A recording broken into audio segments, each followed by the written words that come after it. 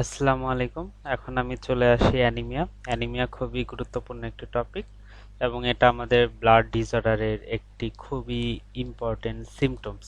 ঠিক আছে, মানে ক্লিনিক্যাল কন্ডিশন। অ্যানিমিয়া কিন্তু কোনো ডিজিজ না, আমরা এটা আগে মনে রাখবো। তো চলে আসি অ্যানিমিয়া। ইউজুয়ালি আমাদের ওয়ার্ল্ড ওয়াইড এর পপুলেশনে 30% পিপলে হচ্ছে অ্যানিমিয়াতে ভুগতেছে এবং তার হাফই হচ্ছে আয়রন ডেফিসিয়েন্সি অ্যানিমিয়া। তো আয়রন ডেফিসিয়েন্সি অ্যানিমিয়া ইউজুয়ালি আমাদের ওয়ার্ল্ড ওয়াইডে 600 মিলিয়ন পিপলই ভুগতেছে। তো ইউজুয়ালি অ্যানিমিয়ার ইটিওলজিক্যাল ক্লাসিফিকেশনটা করা হয় আরবিসি সাইজ দিয়ে, যেটা এমসিভি নামে পরিচিত। তো ইউজুয়ালি আমাদের এই রেড সেল সার্কুলেশনে আসার আগে বোন ম্যারোতে একটা মিনিমাল অ্যামাউন্ট হিমোগ্লোবিন অ্যাকোয়ার্ড করে এবং ওই মিনিমাল অ্যামাউন্ট হিমোগ্লোবিন অ্যাকোয়ার্ড করলেই সেটা সার্কুলেশনে চলে আসে। তো ইউজুয়ালি আমাদের রেড সেল প্রডিউস হওয়ার জন্য যেসব প্রিকারসার থাকে, সেল প্রিকারসার, ওইগুলা কন্টিনিউয়াসলি মাইটোটিক প্রক্রিয়ায় ডিভাইড হতে থাকে। আমাদের এই প্রিকারসার সেল গুলা কন্টিনিউয়াসলি ডিভিশন হতেই থাকে। তো সেল ডিভিশন হতে হতে হতে হতে আলটিমেটলি রেটিকুলোসাইট হয়। ওই রেটিকুলোসাইটটাও আলটিমেটলি সেল ডিভিশন হতে হতে হতে হতে যখন একটা নির্দিষ্ট অ্যামাউন্ট মানে পার্সেন্টেজ বলা যায়, মানে মিনিমাল লেভেল অফ হিমোগ্লোবিন যখন ওই সেলটা অ্যাকোয়ার্ড করে তখনই ওটা সার্কুলেশনে রিলিজ হয়। তো এটা কন্ট্রোল করে ইরিথ্রোপয়েটিন। ইরিথ্রোপয়েটিনের জন্যই সেল ডিভিশনটা হয়ে থাকে। ঠিক আছে, তো কথা হচ্ছে যদি ওই সেলটা হিমোগ্লোবিন অ্যাকোয়ার্ড না করতে পারে তাহলে ওই সেলটা কন্টিনিউয়াসলি তার ডিভিশন করতেই থাকে। আমরা এখানে বলেছি একটা মিনিমাল লেভেল অফ হিমোগ্লোবিন পাইলে সেটা আমাদের সার্কুলেশনে রিলিজ হয়, তাই না? তো এখানে কি হচ্ছে, একটা নর্মাল রেটে কিন্তু ওই হিমোগ্লোবিনটা পাবে। তো দেখা যাচ্ছে হিমোগ্লোবিন নাই, নর্মাল রেটে ওই প্রিকারসার সেলটা হিমোগ্লোবিন পাচ্ছে না, তখন সে কি করবে, আরো ডিভিশন করতে থাকবে। দেখা যাচ্ছে হিমোগ্লোবিন কম, তাই না? তো ওই সেলটা চাবে আরো ডিভাইড করতে যাতে ওই হিমোগ্লোবিনটা সে অ্যাকোয়ার্ড করতে পারে। হিমোগ্লোবিন কম, তো সেলটা ডিভাইড হয়ে হয়ে ওটাও সাইজে ছোট হয়ে যাবে, যার কারণে ওই হিমোগ্লোবিনটা সে সহজে অ্যাকোয়ার্ড করতে পারে এবং ওই হিমোগ্লোবিনটা সে অ্যাকোয়ার্ড করে আমাদের সার্কুলেশনে চলে আসবে। বাট কথা হচ্ছে এখানে সেল ডিভিশন বেশি করার কারণে ওই সেলটা যখন সার্কুলেশন আসবে তার সাইজটা অনেক ছোট দেখা যাবে। ঠিক আছে, এই জন্য তার এমসিভিউ লো হবে। তো দেখা যাচ্ছে আয়রন ডেফিসিয়েন্সি অ্যানিমিয়াতে আয়রন কম থাকে, যার কারণে হিমোগ্লোবিনও কম থাকে। হিমোগ্লোবিন কম থাকার কারণে, মানে আমরা জানি হচ্ছে হিমোগ্লোবিনের একটা পোর্শন হচ্ছে হিম, ওই হিমটা অ্যাকচুয়ালি আয়রন দিয়ে গঠিত, তাই না? তো আয়রন নাই, তার মানে কি হিমও তৈরি হবে কম, যার কারণে হিমোগ্লোবিনও কম। তো সেলটা কি করবে, ওই কম পরিমাণ হিমোগ্লোবিন তার শরীরে নেওয়ার জন্য আরো বেশি ডিভিশন করবে, করতে করতে সাইজটা আরো বেশি ছোট করবে, দেন হিমোগ্লোবিনটা তার সেলের মধ্যে নিবে, নিয়ে ওটা ব্লাডে রিলিজ হবে। কিন্তু কথা হচ্ছে সেলটা হয়ে গিয়েছে ছোট, তাইলে কি এমসিপি ছোট, মানে এমসিপি লো। সো এটা হয়ে যাবে মাইক্রোসাইটিক অ্যানিমিয়া। তো আয়রন ডেফিসিয়েন্সি অ্যানিমিয়া হচ্ছে একটি মাইক্রোসাইটিক অ্যানিমিয়া। এছাড়াও গ্লোবিন, আমাদের যদি গ্লোবিন চেনের কোনো সমস্যা হয় সেই কন্ডিশনকে বলা হয় থ্যালাসেমিয়া। গ্লোবিন আমরা জানি হচ্ছে হিমোগ্লোবিন, হিম এবং গ্লোবিন মিলে হিমোগ্লোবিন প্রডিউস করে। তো গ্লোবিনেরও যদি কোনো প্রবলেম হয় তাইলে হিমোগ্লোবিন কম তৈরি হবে, যার কারণে সেলটা একই সিস্টেমে ডিভিশন বেশি বেশি করবে, সাইজ ছোট হবে। সো ওটাও হচ্ছে মাইক্রোসাইটিক অ্যানিমিয়া। ঠিক আছে, মানে এমসিপি কম হবে। অপরদিকে হিম রিং, হিম রিংটাও যদি তৈরি না হয় তাহলে সেলটা বারবার ডিভিশন করে সাইজ ছোট করে ফেলবে, যার কারণে বলা হয় সিডেরোব্লাস্টিক অ্যানিমিয়া। হিম রিংকে অ্যাকচুয়ালি সিডেরোব্লাস্ট বলা হয়, রিং সিডেরোব্লাস্ট। এছাড়াও যদি আয়রনটা ঠিকমতো ইউটিলাইজেশন না হয় তাহলেও আমাদের অ্যানিমিয়া ডেভেলপ করতে পারে, মানে পুর আয়রন ইউটিলাইজেশন, আয়রনটা ঠিকমতো ইউটিলাইজেশন হচ্ছে না, যার কারণে আমাদের এমসিভি কম হয়ে মাইক্রোসাইটিক অ্যানিমিয়া ডেভেলপ করতে পারে। এটা হয় অ্যানিমিয়া অফ ক্রনিক ডিজিজের ক্ষেত্রে, যেটাকে বলা হয় অ্যানিমিয়া অফ ইনফ্লামেশন। এছাড়াও ভিটামিন বি 12 এবং ফলেট ডেফিসিয়েন্সির জন্যও আমাদের অ্যানিমিয়া ডেভেলপ করতে পারে। এখন দেখা যাচ্ছে আমাদের ভিটামিন বি টুয়েলভ এবং ফলেট এইগুলো কিন্তু ডিএনএ সিনথেসিসের জন্য খুবই ইম্পর্টেন্ট, এগুলো ডিএনএ এর বেস তৈরি করে। তো কথা হচ্ছে ভিটামিন বি টুয়েলভ বা ফলেট ডেফিসিয়েন্সি যখন হয় তখন ডিএনএ এর বেস তৈরি হয় না, বেস যখন তৈরি হয় না ডিএনএ নাই, ডিএনএ না হলে কি হয় ওই সেলটা মানে রেড সেল যে পিকারসার ওটা বেশি সেল ডিভিশন হতে পারে না, কারণ মাইটোসিসে আমরা জানি নিউক্লিয়াস সেল দুইটাই মানে নিউক্লিয়াস সাইটোপ্লাজম দুইটাই ডিভাইড হচ্ছে। তো এইখানে যেহেতু আমাদের ডিএনএ ঠিক মতো তৈরি হয় না, সো নিউক্লিয়াস ডিভাইড হতে পারে না বেশি, যার কারণে সেলটাও বেশি ডিভাইড হতে পারে না। তো আলটিমেটলি সেলটা কম সেল ডিভিশন করে সেটা একটা হিমোগ্লোবিন অ্যাকর্ড করে সার্কুলেশনে চলে আসে, যার কারণে সেলটার এমসিভি মানে সাইজটা বড় থাকে, তখন সেটাকে বলে ম্যাক্রোসাইটিক অ্যানিমিয়া।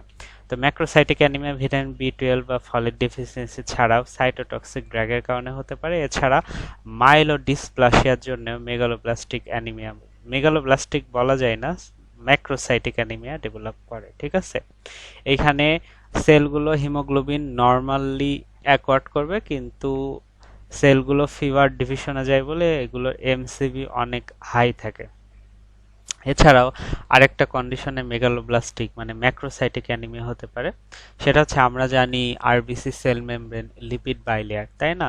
তো কথা হচ্ছে আমাদের লিভারে যদি কোনো ডিজিজ থাকে, এছাড়াও হাইপোথাইরয়েডিজম থাকে, হাইপারলিপিডিমিয়া থাকে, এছাড়াও প্রেগন্যান্সি যদি স্টেটে কোনো পেশেন্ট থাকে মানে কোনো পার্সন থাকে তার কিন্তু হাইপারলিপিডিমিয়া ডেভেলপ করে, মানে তার ব্লাডের লিপিড বেশি থাকে। এখন কথা হচ্ছে আমাদের আরবিসির যেই লিপিড বাইলেয়ার সেল মেমব্রেন থাকে এটার একটা ক্রাইটেরিয়া হচ্ছে এটা ব্লাডের যেই লিপিড থাকে প্লাজমা যেই লিপিড থাকে ওই প্লাজমা লিপিডের সাথে ফ্রিলি তার লিপিডটা এক্সচেঞ্জ করতে পারে। এখন কথা হচ্ছে যদি ব্লাডে লিপিড বেড়ে যায় তাহলে এই ব্লাডের লিপিডটা সহজে আরবিসির লিপিড বাইলেয়ারে বেশি বেশি এসে জমা হবে, যার কারণে এমসিভি বেড়ে যাবে এবং ম্যাক্রোসাইটিক অ্যানিমিয়া ডেভেলপ করবে।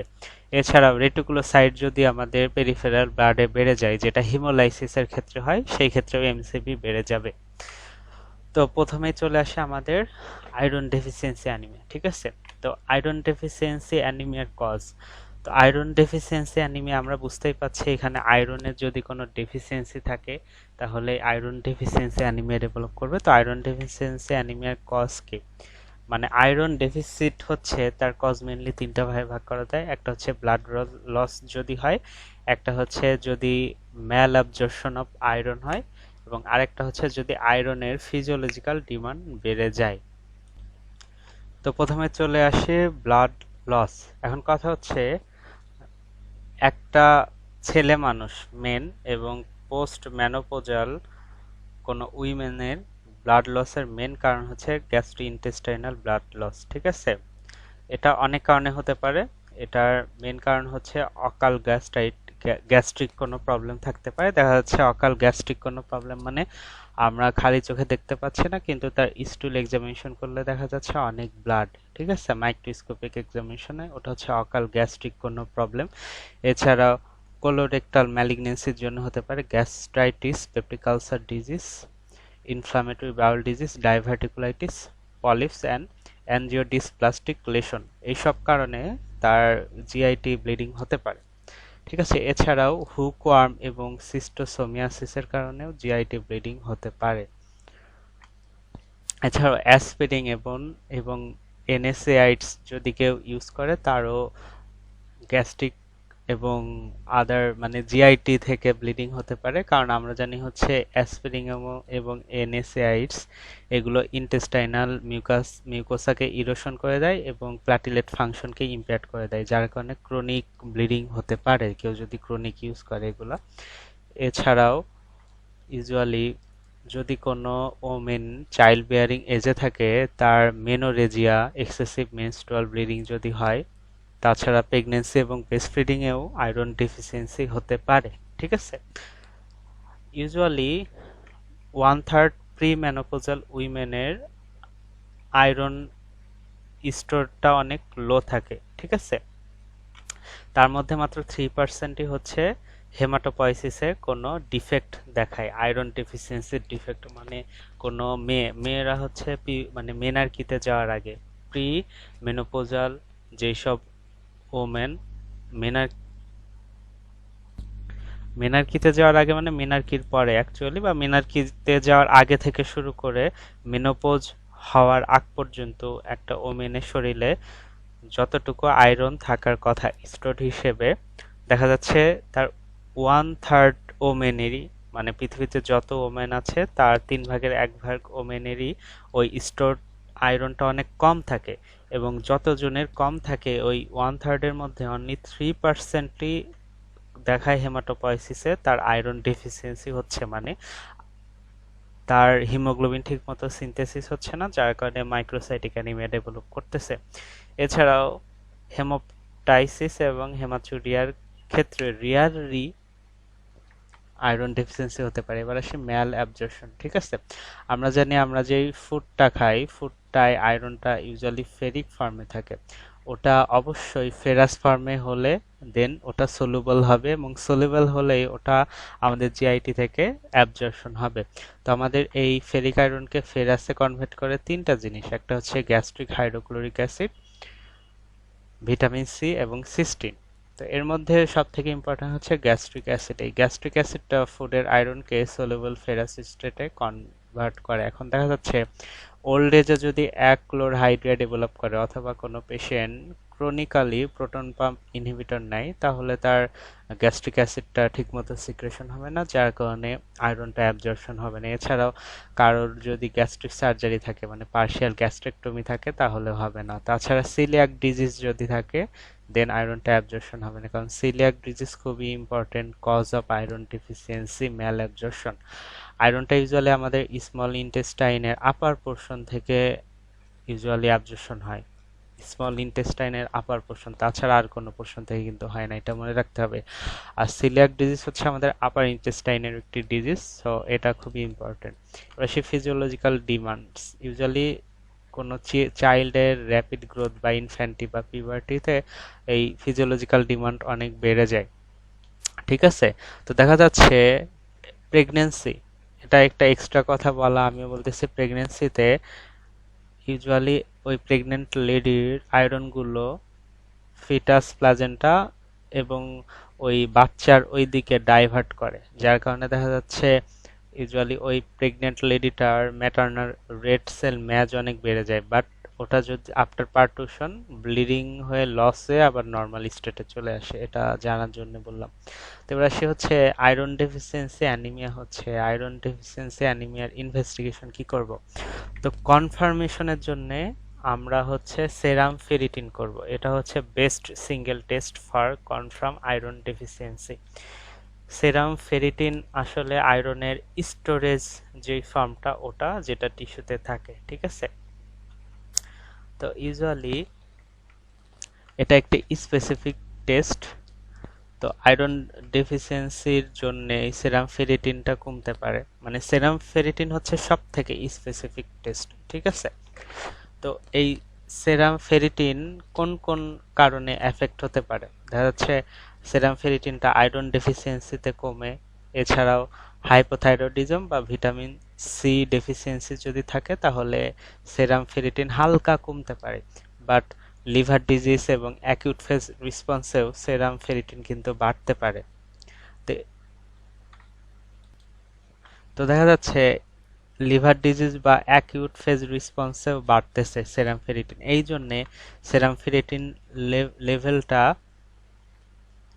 100 মাইক্রোগ্রাম পার লিটার পর্যন্ত ইউজুয়ালি লো ধরা হয়। ঠিক আছে, বোন ম্যারো আয়রন স্টোর কে, মানে serum ferritin 100 microgram per litre পর্যন্ত আমরা ধরা হয় লো বোন ম্যারো এক্সামিনেশন করে, কারণ এটা তো অ্যাকিউট ফেজ রেসপন্সের কারণেও বেশি থাকতে পারে যে কোনো ইনফ্লামেশনে, তাই না? সেই জন্য serum ferritin 100 microgram per litre পর্যন্ত লো ধরা হয়ে থাকে। তো এছাড়াও আমরা আয়রন ডেফিসিয়েন্সির জন্য প্লাজমা আয়রন বা টোটাল আয়রন বাইন্ডিং ক্যাপাসিটি দেখতে পারি, এগুলো আয়রন অ্যাভেলেবিলিটি ইন্ডিকেট করে, বাট প্লাজমা আয়রনটা আসলে অতটা স্পেসিফিক না, কারণ প্লাজমা আয়রনটা আসলে এর ডায়ার্নাল ভ্যারিয়েশন আছে এবং এটা ডে টু ডে ভ্যারিয়েশনও থাকে। ঠিক আছে, এই প্লাজমা আয়রনটা অ্যাকিউট ফেজ রেসপন্সে লো থাকে এবং লিভার ডিজিজ হেমোলাইসিসে অনেক বেড়ে যায়। এছাড়াও আমরা ট্রান্সফেরিনের লেভেল দেখেও আমরা বুঝতে পারি যে তার আয়রন ডেফিসিয়েন্সি হয়েছে কিনা। ট্রান্সফেরিন হচ্ছে আয়রনের একটি বাইন্ডিং প্রোটিন। তো ইউজুয়ালি এই ট্রান্সফেরিন ট্রান্সফেরিন যেটা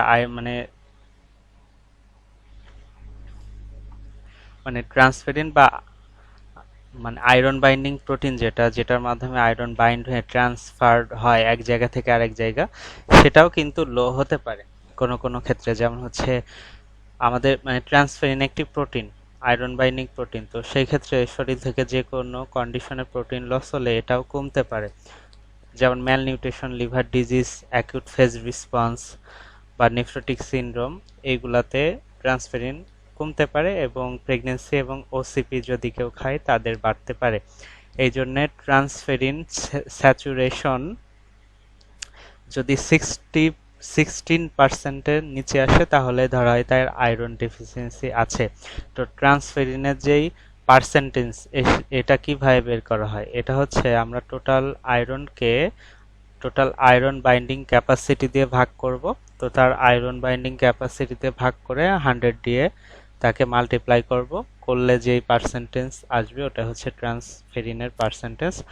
ওটা 16%-এর নিচে আসলে আমরা ধরি আয়রন ডেফিসিয়েন্সি আছে।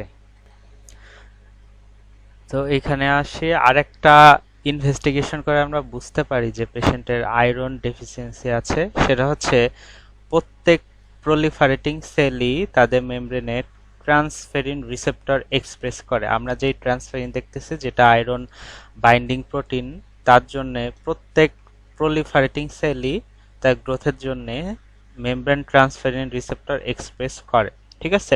তো এই ট্রান্সফেরিন রিসেপ্টরটা কন্টিনিউয়াসলি ব্লাডে শেড হয়। ঠিক আছে? ব্লাডে শেড হয়ে সেটা একটি ফ্রি সলিউবল ফর্মে থাকে। তো দেখা যাচ্ছে কারোর কোনো পেশেন্টের যদি আয়রন স্টোর কমে যায়, তখন এই রিসেপ্টরগুলো ট্রান্সফেরিন যেসব রিসেপ্টর ওইগুলো আরও বেশি আয়রন অ্যাকর্ড করার জন্যে ওই রিসেপ্টরের আপ রেগুলেশন হয়। তো যখন আপ রেগুলেশন হয় তখন ট্রান্সফেরিন রিসেপ্টর তো সংখ্যায় বাড়বে, তাই না? যার কারণে ব্লাডের শেডিংও অনেক বেশি হবে। যার কারণে আয়রন ডেফিসিয়েন্সিতে আমরা ব্লাডে সলিউবল প্লাজমা ট্রান্সফেরিন রিসেপ্টর অনেক বেশি পাবো। তো এটা আমরা হচ্ছে ইমিউন অ্যাসের মাধ্যমে বের করতে পারি। তাছাড়া আমরা যদি সব ইনভেস্টিগেশন করে বের না করতে পারে, আমরা হচ্ছে বোন ম্যারো অ্যাসপিরেট করে ওটার এক্সামিনেশন করেও আমরা শিওর হতে পারি তার আয়রন ডেফিসিয়েন্সি আছে। তো এবার আসি হচ্ছে ইনভেস্টিগেশন অফ দি কজ। আমরা কি কি ইনভেস্টিগেশন করব কারোর আয়রন ডেফিসিয়েন্সি আছে কিনা। তো একজন পুরুষ মানুষ এবং post menopausal women with normal diet, আমরা ধরে নিব তার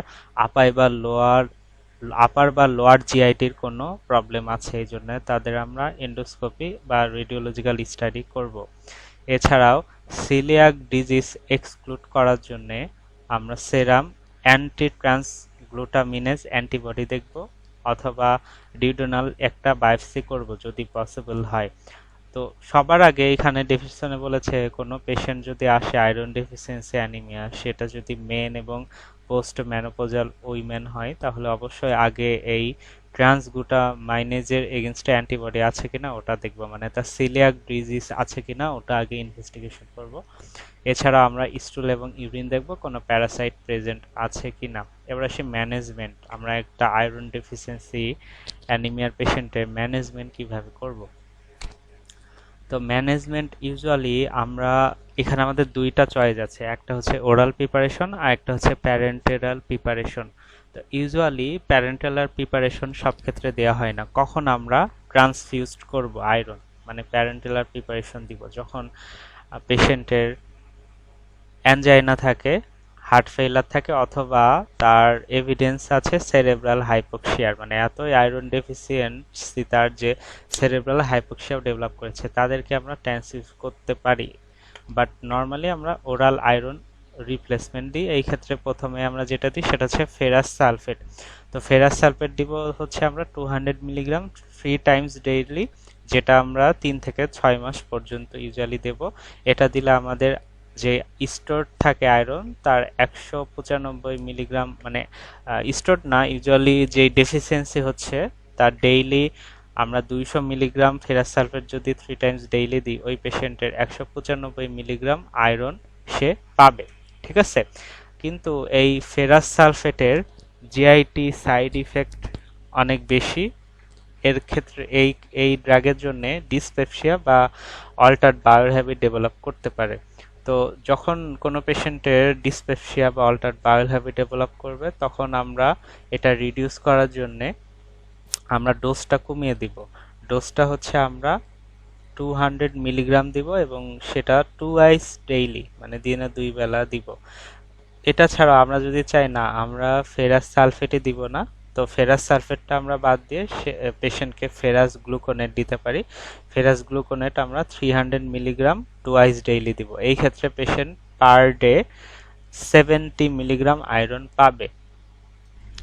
তো আমরা আয়রন ডেফিসিয়েন্সি অ্যানিমিয়ার কোনো পেশেন্টের কখনোই ডিলেড রিলিজ প্রিপারেশন দিব না। কারণ কি, ডিলে রিলিজ প্রিপারেশন দিলে ওটা স্টোমাক ক্রস করে, স্মল ইন্টেস্টাইন ক্রস করে লার্জ ইন্টেস্টাইনে যাবে, তখন তার অ্যাবজর্পশন হবে। কিন্তু আমরা জানি আয়রন টোটালি আপার স্মল ইন্টেস্টাইন দিয়ে অ্যাবজর্ব হয়। ঠিক আছে, তো আমরা যদি তার ওরাল আয়রন প্রিপারেশন দিই, দেখা যাচ্ছে তার 7 বা 10 দিনের মধ্যেই তার হিমোগ্লোবিন 10 গ্রাম পার লিটার করে বাড়তেছে। মানে 7 দিন বা 10 দিন পর পর তার হিমোগ্লোবিন 10 গ্রাম পার লিটার করে করে বাড়তেছে এবং 1 উইক পরেই দেখা যাবে তার রেটিকুলোসাইট অনেক বেড়ে যাচ্ছে। ঠিক আছে, এখন কথা হচ্ছে আমরা পেশেন্টকে ওরাল প্রিপারেশন দিলাম কিন্তু পেশেন্টের কোনো ইমপ্রুভ হচ্ছে না। এটার কারণ কি হতে পারে? এটার কারণ হচ্ছে নন অ্যাডহারেন্স হতে পারে, এছাড়া কন্টিনিউ ব্লাড লস থাকতে পারে, বা পেশেন্টের দেখা যাচ্ছে ম্যাল অ্যাবজর্পশন আছে। ঠিক আছে, ম্যাল অ্যাবজর্পশন সিলিয়াক ডিজিজে কমন, এছাড়াও পার্শিয়াল গ্যাস্ট্রেক্টমি। ওইসব পেশেন্টের ক্ষেত্রে আমরা অবশ্যই ওই ওরাল প্রিপারেশনটা দিব না। ঠিক আছে, দেখা যাচ্ছে যেই সব পেশেন্টের ম্যাল অ্যাবজর্পশন আছে, ক্রনিক গাট ডিজিজ আছে এবং যারা ওরাল প্রিপারেশনটা টলারেট করতে পারতেছে না, তাদেরকে প্যারেন্টাল আয়রন থেরাপি আমরা দিব। তো আগে যেটা করা হতো, আগে আয়রন ডেক্সট্রান এবং আয়রন সুক্রোজ ইউজ করা হতো, কিন্তু বর্তমানে ইউজ করা হয় আয়রন আইসোম্যালটোজ এবং আয়রন কার্বক্সিম্যালটোজ। বাট এইগুলোর একটা সাইড ইফেক্ট হচ্ছে অ্যালার্জি, বাট এগুলো খুবই ইফেক্টিভ এবং এইগুলোই বর্তমানে প্রিপেয়ার করা হয়। বাট পেশেন্টকে আমরা অবশ্যই এটা এই প্যারেন্টিলার এই দুইটা ড্রাগস দেওয়ার আগে তার অ্যানাফাইলেক্সিস রিয়াকশনটা টেস্ট করে দেন দিব। এবার সে anaemia chronic disease. Anaemia chronic disease বলার আগে আমি একটা ফিগার আলোচনা করি। সেটা দেখা যাচ্ছে এটা হচ্ছে একটা নর্মাল ইরাইথ্রোপয়েসিস। এটা হচ্ছে প্রিকারসর সেল, আলটিমেটলি সেটা ব্রেকডাউন হতে হতে রেটিকুলোসাইটে কনভার্ট হয়ে নর্মাল সাইজ আরবিসি হয়ে আমাদের সার্কুলেশনে চলে আসে। তো ডিফেক্টিভ হিমোগ্লোবিন, আমাদের যদি হিমোগ্লোবিনটা কম হয়, হ্যাঁ, কম পরিমাণ প্রডিউস হয়, দেখা যাচ্ছে ডিএনএ এর কোনো প্রবলেম নাই কিন্তু হিমোগ্লোবিন কম। আমি আগে বলেছি হিমোগ্লোবিন কম হয় আয়রন ডেফিসিয়েন্সি, থ্যালাসেমিয়া বা সিডারোব্লাস্টিক অ্যানিমিয়াতে। তো সেই ক্ষেত্রে কি হবে, হিমোগ্লোবিন কম হবে। তো এখানে হিমোগ্লোবিন অনেক কম, তাই না, কম। তো হিমোগ্লোবিনটা কম বলে এটা হিমোগ্লোবিন অ্যাকোয়ার্ড করার জন্য আরো বেশি সেল ডিভিশন হবে, হতে হতে হতে হতে দেখা যাচ্ছে আরবিসিটা সাইজে আরো বেশি ছোট হয়ে যাবে, দেন এটা সার্কুলেশনে আসবে, যার কারণে মাইক্রোসাইটোসিস ডেভেলপ করবে বা মাইক্রোসাইটিক অ্যানিমিয়া ডেভেলপ করবে। এখন দেখা যাচ্ছে কোনো পেশেন্টের ডিএনএ ঠিকমতো সিনথেসিস হচ্ছে না আরবিসির জন্য, তার ভিটামিন বি12 ফলেট এবং মানে ভিটামিন বি12 ফলিক অ্যাসিড ডেফিসিয়েন্সি আছে, এছাড়াও পেশেন্ট সাইটোটক্সিক ড্রাগ নিচ্ছে বা তার মাইলোডিসপ্লাসিয়া আছে। তাদের ক্ষেত্রে কি হবে, ডিএনএ ডিফেক্টের জন্য সেলটা কিন্তু বেশি ডিভিশন হবে না, খুব কম ডিভিশন হবে, যার কারণে সেলটা সাইজে ছোট হতে পারবে না, সাইজে বড় থাকবে, কিন্তু তার হিমোগ্লোবিন কিন্তু নর্মাল থাকবে। তো সেলটা সাইজে বড় থাকার জন্য সেলটা সার্কুলেশনে যখন চলে আসবে তার এমসিভি বেশি থাকবে। তো এমসিভি যদি বেশি থাকে ওটাকে ম্যাক্রোসাইটোসিস বলা হয় এবং যার কারণে পেশেন্টের ম্যাক্রোসাইটিক অ্যানিমিয়া ডেভেলপ করবে। এছাড়াও যদি প্লাজমা লিপিড অনেক বেড়ে যায়, ঠিক আছে, কোনো পেশেন্টের যদি প্লাজমা লিপিড বেড়ে যায় তাহলেও কিন্তু তার ম্যাক্রোসাইটিক অ্যানিমিয়া ডেভেলপ করতে পারে। তো প্লাজমা লিপিড বাড়ে লিভার ডিজিজ, হাইপোথাইরয়েডিজম, অ্যালকোহল, হাইপারলিপিডিমিয়া এবং প্রেগন্যান্সি। তাছাড়াও কোনো পেশেন্টের রেটিকুলোসাইট যদি সার্কুলেশনে বেশি পাওয়া যায় সেই ক্ষেত্রেও তার ম্যাক্রোসাইটোসিস ডেভেলপ করে। তো ইউজুয়ালি একটা প্রেগনেন্ট ওমেনের ক্ষেত্রে আমরা কি কি হেমাটোলজিক্যাল অ্যাসেসমেন্ট করব, মানে একটা প্রেগনেন্ট লেডির ক্ষেত্রে আমরা যদি তার ব্লাড ফিল্মটা দেখি বা ব্লাড দেখি, তার কি কি চেঞ্জ ইউজুয়ালি হয়, ফিজিওলজিক্যাল কি চেঞ্জ হয়। তো ফুল ব্লাড কাউন্ট, এখানে কি হয়, একটা প্রেগনেন্ট ওমেনের প্লাজমা ভলিউম অনেক বেড়ে যায়, 40% বেড়ে যায় নর্মালের থেকে, যার কারণে তার হিমোগ্লোবিনটা কম হয়। কারণ এখানে প্লাজমা বাড়তেছে মানে কি, হিমোগ্লোবিন ডাইলুট হচ্ছে বেশি, তো ডাইলুট হওয়ার কারণে মোট ব্লাডের তুলনায় হিমোগ্লোবিনটা অনেক বেড়ে যায়, যেটা হচ্ছে 105 গ্রাম/লিটারের একটু বেশি হতে পারে। ঠিক আছে, যেটা হচ্ছে 28 উইকসে ইউজুয়ালি পাওয়া যায়। এছাড়াও আমরা হচ্ছে একটা প্রেগনেন্ট ওমেনের যদি আমরা ফুল ব্লাড কাউন্ট বা সিবিসি করি, কি কি পাইতে পারি, তার হচ্ছে আমরা এমসিভি বেশি পাইতে পারি, এমসিভি 5 ফেমটোলিটার পর্যন্ত নর্মাল। ঠিক আছে, এছাড়াও তার নিউট্রোফিল কাউন্ট বেশি থাকতে পারে এবং তার জেস্টেশনাল থ্রম্বোসাইটোপেনিয়া থাকতে পারে, যেটা হচ্ছে less than 16 to 10⁹ এটা হচ্ছে B9 ফেনোমেনন, মানে ফিজিওলজিক্যালি কোনো প্রেগনেন্ট ওমেনের এই চেঞ্জগুলো হয়। কারো যদি আমরা প্রেগনেন্ট ওমেনের সিবিসি করি, এইগুলো আমরা পাইতে পারি, কিন্তু বাট এটা হচ্ছে নর্মাল। ঠিক আছে, এছাড়া পেশেন্টের আয়রন কমে যাইতে পারে, যার কারণে আমরা কোনো প্রেগনেন্ট লেডিকে অবশ্যই ওরাল সাপ্লিমেন্ট দিব, যদি তার আয়রন দরকার হয় ওরাল সাপ্লিমেন্ট দিতে পারি। এছাড়াও ভিটামিন B12ও ফিজিওলজিক্যালি লো থাকে, ফলেটও লো থাকে। কোয়াগুলেশন ফ্যাক্টর ডিফেক্ট, একটা প্রেগনেন্ট ওম্যানের কোয়াগুলেশন কি কি ডিফেক্ট হয়, একজন প্রেগনেন্ট ওম্যানের কিন্তু সে প্রো কোয়াগুলেন্ট স্টেটে থাকে, মানে তার থ্রম্বোটিক স্টেট অনেক বেড়ে যায়, মানে তার থ্রম্বাস হওয়ার চান্স থাকে ইজিভাবে যদি বলি। তো ইউজুয়ালি সেকেন্ড ট্রাইমিস্টারে যখন আসে, তার প্রো কোয়াগুলেন্ট যে ফ্যাক্টর থাকে ওগুলা 3-fold 3 গুণ বেড়ে যায়। তো সব থেকে বাড়ে কি কি, সব থেকে বাড়ে হচ্ছে ফিব্রিনোজেন, ভন উইলবার্ট ফ্যাক্টর এবং ফ্যাক্টর 13। ঠিক আছে, তো 1-8, কারণ ভন উইলবার্ট ফ্যাক্টরের সাথে 8 অনেক রিলেটেড, তো আমরা ইজিভাবে লিখতে পারি 1-8-13, এইগুলো খুব বেশি পরিমাণে বেড়ে যায়। তো এই কোয়াগুলেন্ট ফ্যাক্টর বেড়ে যায় বলে আমাদের প্রোটিন সি রেজিস্ট্যান্ট হয়ে যায় এবং এপিটিটি অনেক কমে যায়। তার মানে একটা প্রেগনেন্ট ওমেনের ক্ষেত্রে প্রোটিন সি রেজিস্ট্যান্ট ডেভেলপ করে এবং এপিটিটি কমে যায় due to increase concentration of fibrinogen and von Willebrand factor and factor 13, as well as a pregnant woman can develop anticoagulants such as protein C.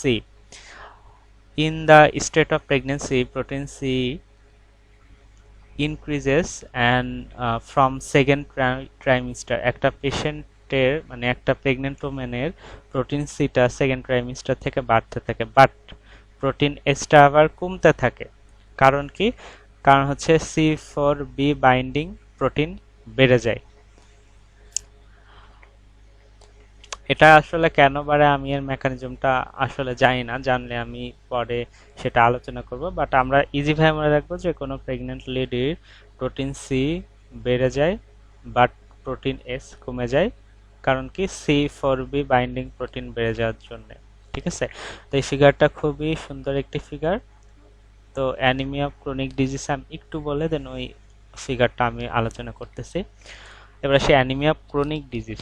ঠিক আছে, তো anaemia of chronic disease কাদের হয়, anaemia of chronic disease যেই সব population হসপিটালে থাকে, মানে হসপিটালের পেশেন্টদের অ্যানিমিয়া অফ ক্রনিক ডিজিজ বেশি ডেভেলপ করে। তো কোন কোন ক্রনিক ডিজিজ, তিনটা কন্ডিশনে এটা হতে পারে, এক হচ্ছে ক্রনিক ইনফেকশন, দুই হচ্ছে ক্রনিক ইনফ্লামেশন, তিন হচ্ছে নিওপ্লাসিয়া, এইগুলোই অ্যানিমিয়া ডেভেলপ করতে পারে। তো ক্রনিক ডিজিজ কিন্তু নট রিলেটেড টু ব্লিডিং। ঠিক আছে, ব্লিডিং এর সাথে রিলেটেড না, ব্লিডিং হইলে কিন্তু অ্যানিমিয়া অফ ক্রনিক ডিজিজ বলা যাবে না, বাট হিমোলাইসিস এবং ম্যারো ইনফিল্ট্রেশন যদি থাকে তার মাইল্ড অ্যানিমিয়া ডেভেলপ করতে পারে, যেটা হচ্ছে ইউজুয়ালি রেঞ্জ 85 to 115 গ্রাম/লিটার।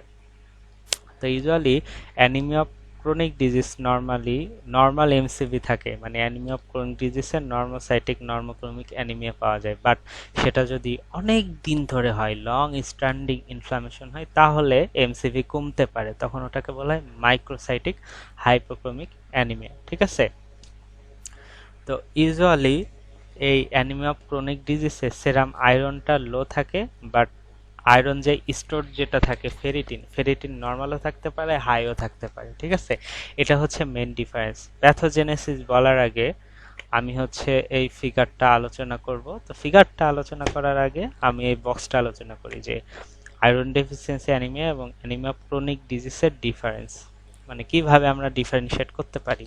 তো আয়রন ডেফিসিয়েন্সি অ্যানিমিয়া বা অ্যানিমিয়া ক্রনিক ডিজিজ দুইটাই আয়রন যেটা সেটা কমে যাবে। ঠিক আছে, আয়রন ব্লাডে আয়রন কমে যাবে। এবার আমরা দেখব তার storage form ferritin. Ferritin iron deficiency অ্যানিমিয়াতে কমে যায়, বাট অ্যানিমিয়া ক্রনিক ডিজিজে নর্মাল থাকে বা বেড়ে যায়। ঠিক আছে, কেন বেড়ে যায় সেটা আমি ফিগারে মানে প্যাথোজেনেসিসে আলোচনা করতেছি। Total iron binding capacity iron deficiency অ্যানিমিয়াতে বেড়ে যায়। কারণ কি, একটা জায়গায় যতগুলো আয়রন বাইন্ডিং করার কথা আয়রন ডেফিসিয়েন্সি যদি ডেভেলপ করে, তাহলে বাইন্ডিং তো করবে না, জায়গাটা খালি থেকে যাবে, মানে ওই বাইন্ডিং প্রোটিনের ক্যাপাসিটি বেড়ে যাবে। তো আয়রন ডেফিসিয়েন্সি অ্যানিমিয়াতে টোটাল আয়রন বাইন্ডিং ক্যাপাসিটি বেড়ে যায়, বাট অ্যানিমিয়া ক্রনিক ডিজিজে এটা কমে যায়। ট্রান্সফেরিন স্যাচুরেশন দুই জায়গায় কমে যায়, বাট সলিউবল ট্রান্সফেরিন রিসেপ্টর, আমি আগে বলেছি ট্রান্সফেরিন রিসেপ্টর যেটা সেটা ব্লাডে ফ্রি ফর্মে শেড হয়, তাই না? তো এই transferrin রিসেপ্টরটা iron deficiency অ্যানিমিয়াতে up regulated হয়ে আরো বেশি শেড হয়। তার মানে সলিউবল ট্রান্সফেরিন রিসেপ্টরটা আয়রন ডেফিসিয়েন্সি অ্যানিমিয়ায় বেশি পাবো, বাট অ্যানিমিয়া ক্রনিক ডিজিজে নর্মাল বা ডিক্রিজ পাবো। তো প্যাথোজেনেসিস আলোচনা করি এই ফিগার দিয়ে। এখানে আমি আয়রন ডেফিসিয়েন্সি অ্যানিমিয়া এবং অ্যানিমিয়া ক্রনিক ডিজিজ দুইটাই সুন্দর করে বুঝিয়ে দিচ্ছি।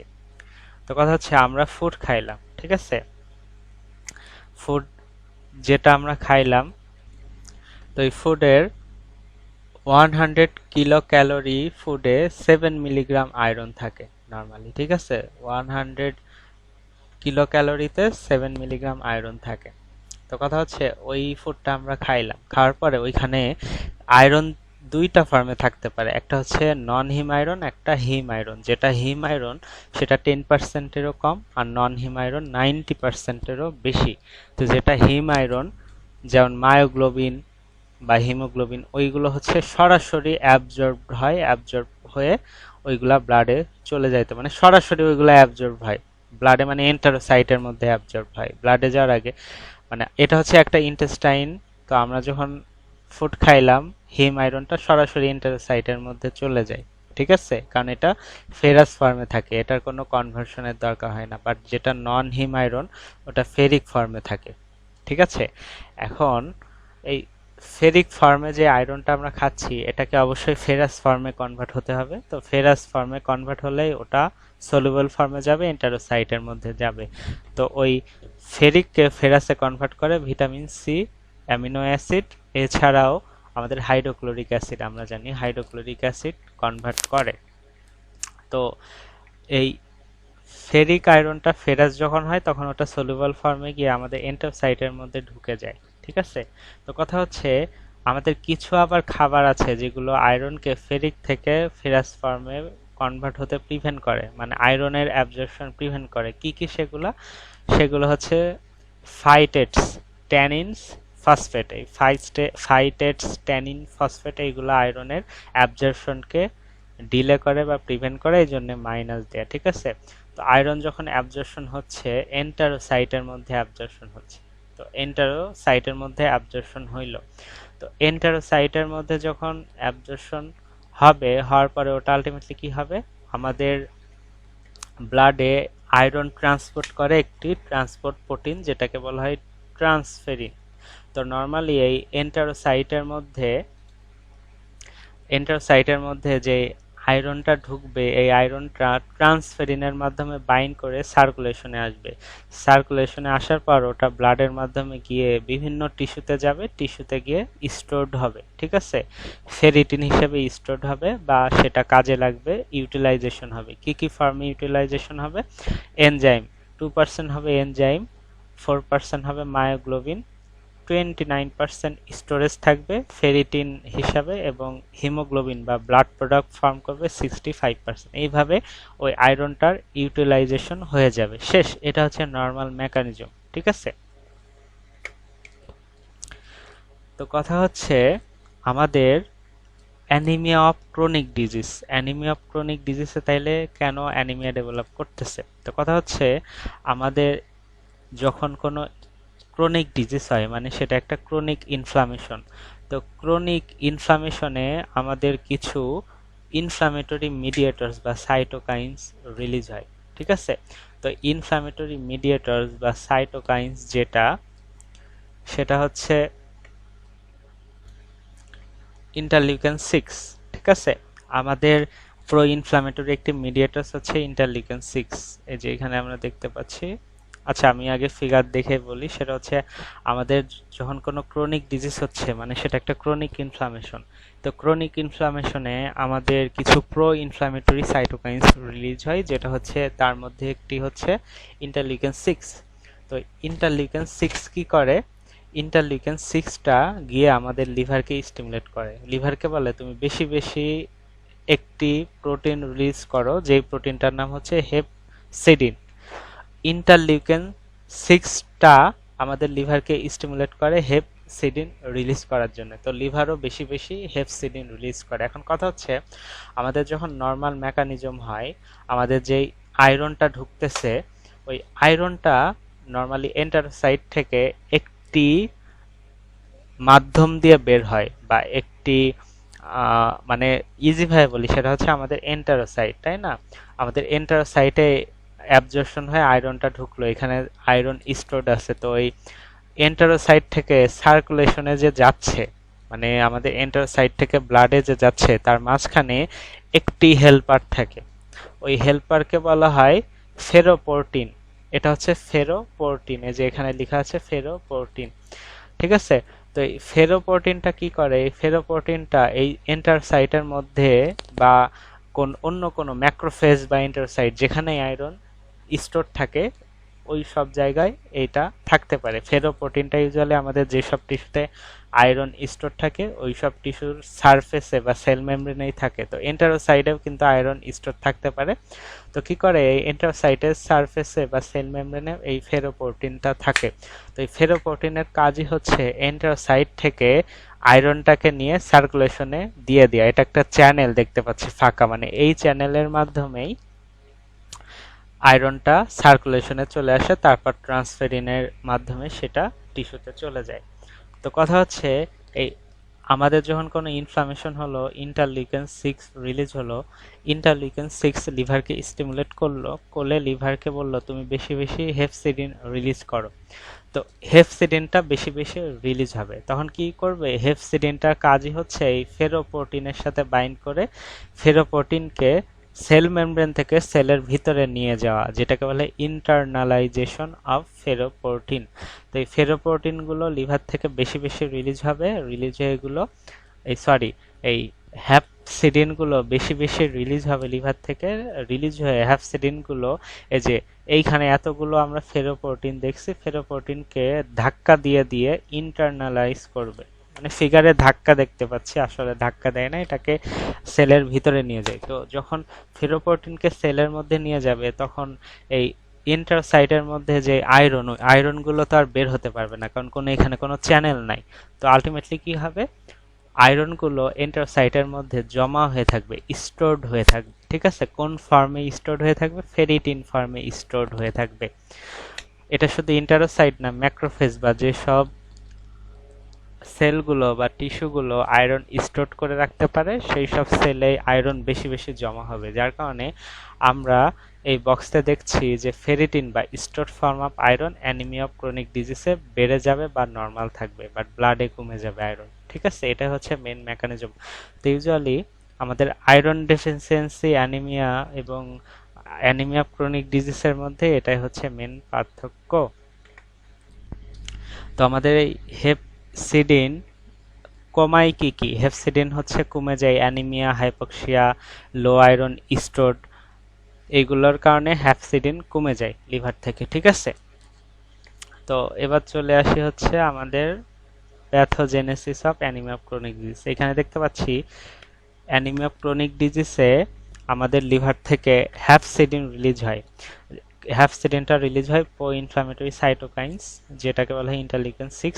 ওটাই এই ইন্টারলিউকেন 6টা আসলে লিভারকে স্টিমুলেট করে হ্যাপসিডিন রিলিজ করার জন্য। এই হ্যাপসিডিনটা আবার ফেরোপ্রোটিনের সাথে বাইন্ড করে। ফেরোপ্রোটিনটা থাকে হচ্ছে আয়রন এক্সপোর্টিং সেলের মেমব্রেনে, such as small intestinal endocyte and macrophage. এই ফেরোপ্রোটিনটাকে এই হেপসিডিন ইন্টারনালাইজেশন করে দেয়, যার কারণে আয়রনটা ট্র্যাপড হয়ে যায় সেলের মধ্যে এবং বের হতে পারে না, যার কারণে আমরা ফেরিটিন অনেক বেশি পাই বা নর্মাল পাই। এবার ডায়াগনোসিস অ্যান্ড ম্যানেজমেন্ট, আমরা কিভাবে ডায়াগনোসিস করব? আমরা হচ্ছে ডায়াগনোসিসের জন্য বোন ম্যারো এক্সামিনেশন করে দেখতে পারি আয়রন স্টোরটা তার নর্মাল আছে কিনা। এছাড়া আমরা ওরাল আয়রন দিয়ে দেখতে পারি যে পেশেন্টটা কোনো রেসপন্স করতেছে কিনা। যদি রেসপন্স করে আমি বুঝে নিব তার ট্রু আয়রন ডেফিসিয়েন্সি অ্যানিমিয়া আছে। যদি না করে তাহলে অবশ্যই তার এই অ্যানিমিয়া অফ ক্রনিক ডিজিজ মানে হ্যাপসিডিন বেশি, মানে আমরা যদি ওরাল ফর্মে দিই তাহলে তার অ্যাবজর্পশন হবে না, তাই না? কথা ঠিক কিনা?